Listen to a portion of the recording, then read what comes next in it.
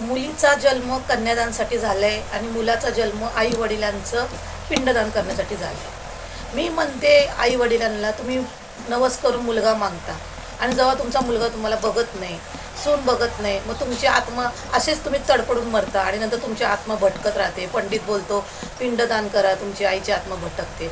मी म्हणते मग तुम्ही मुलगा पैदा कशाला केला? मेल्यावरती बी तुमची आत्मा भटकतच राहणार आहे. मग काय गरज आहे? कन्यादान करा, पुण्य कमवा आणि आत्मेला मुक्ती द्या ना. मुलगा पैदा करा, त्या आत्म्या पिंडदान करून घ्या त्या मुलाकडनं.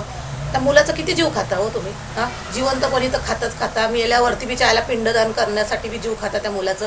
तुम्ही काय मुलगा त्यासाठी पैदा केलाय काय? जीव खाण्यासाठी त्याचा?